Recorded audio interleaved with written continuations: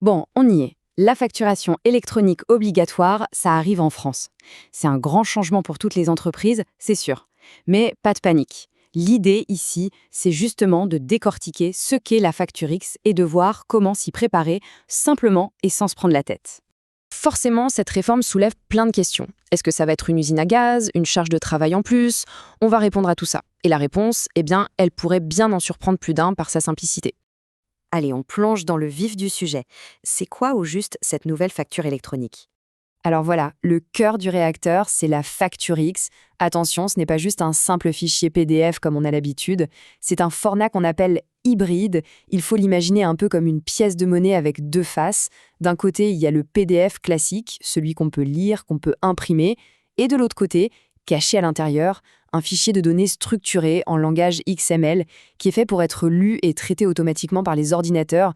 Mais au fait, pourquoi l'État met tout ça en place? Les objectifs sont assez clairs. Le premier, c'est d'automatiser la gestion de la TVA pour que tout soit plus fluide. Le deuxième, et c'est un très gros morceau, c'est de limiter la fraude fiscale. Et enfin, à terme, le but est de vraiment simplifier la vie administrative et comptable de toutes les entreprises. Passons maintenant à la question que tout le monde se pose. Ça commence quand? C'est une mise en place progressive, donc il y a des dates clés à avoir en tête. La mise en place va se faire en 2 temps. Première grande date à retenir, septembre 2026. À partir de ce moment-là, toutes les entreprises, sans aucune exception, devront être capables de recevoir des factures au format électronique. Puis, 1 an plus tard, en septembre 2027, c'est l'obligation d'émettre ces factures qui arrivent pour les TPE, les PME et les indépendants. C'est une approche par étapes pour laisser à tout le monde le temps de s'adapter. Et ça, c'est un point super important. Personne n'est laissé de côté. De la grosse boîte à la micro-entreprise, à partir du moment où on facture un autre professionnel, la réforme s'applique. Donc oui, les auto-entrepreneurs sont bel et bien concernés.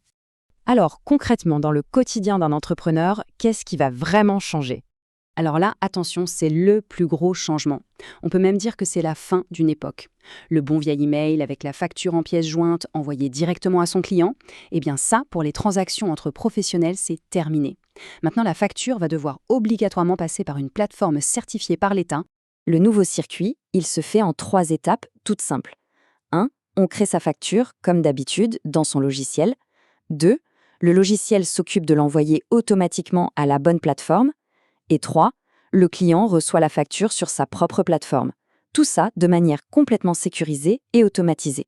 On vient de voir les contraintes, qui peuvent faire un peu peur. Mais la bonne nouvelle, c'est que la solution est déjà intégrée dans le système. Et cette solution, elle a un nom, l'automatisation.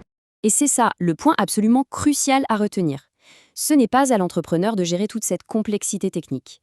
Ce sont les logiciels de facturation, s'ils sont conformes bien sûr, qui vont jouer le rôle d'intermédiaire.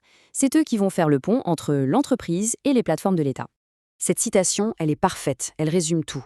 C'est un changement de tuyauterie invisible. C'est-à-dire que l'eau continue de couler au robinet comme avant, mais derrière le mur, on a modernisé tous les tuyaux. Pour l'utilisateur final, le changement sera quasiment imperceptible. Concrètement, cette tuyauterie, ça veut dire que le logiciel va tout gérer en arrière-plan. Il va convertir les factures au bon format Facturex, il va les transmettre de façon sécurisée, il va recevoir les factures des fournisseurs et il va envoyer les bonnes données à l'administration. Tout ça sans qu'on ait à s'en préoccuper. Bon, si le logiciel fait presque tout, qu'est-ce qu'il reste à faire pour un chef d'entreprise? C'est la question essentielle, n'est-ce pas? Ce chiffre, 99%, il est là pour marquer les esprits. Il veut dire que la quasi-totalité du travail est purement technique et sera gérée par le logiciel. La charge pour l'utilisateur est donc vraiment minime. Du coup, la fameuse to-do list de l'entrepreneur, eh bien, elle est hyper courte. Premièrement, vérifier que le numéro SIRET des clients est bien entré dans leur fiche. C'est cet identifiant qui permettra aux factures de trouver leur chemin. Deuxièmement, le moment venu, il faudra juste confirmer dans son logiciel qu'on le choisit comme partenaire. Et troisièmement, continuer à faire ses factures comme avant. C'est aussi simple que ça. Allez, pour être sûr que tout est bien en place, on résume ça de manière très directe, en mode question-réponse. Comme ça, plus de doute. Alors, faut-il changer de logiciel? Non, si celui qu'on utilise est conforme. Faut-il devenir un expert du format Facture X? Surtout pas, ce n'est pas le but. Est-ce que ça va coûter plus cher? Pas forcément. Certains acteurs, comme Henry, l'intègrent sans surcoût. Faut-il faire quelque chose maintenant? Oui, une seule chose. Vérifier les fiches clients et ajouter les numéros SIRET. Et enfin, on le répète, quand est-ce que ça commence? Septembre 2026 pour la réception. On termine avec cette pensée. Cette réforme, qui est souvent vue comme une contrainte administrative de plus, ne serait-elle pas en fait le vrai point de départ vers moins de paperasse, plus d'automatisation et au final, plus de temps pour se concentrer sur son cœur de métier? Une transition un peu forcée peut-être, mais qui pourrait bien s'avérer très positive.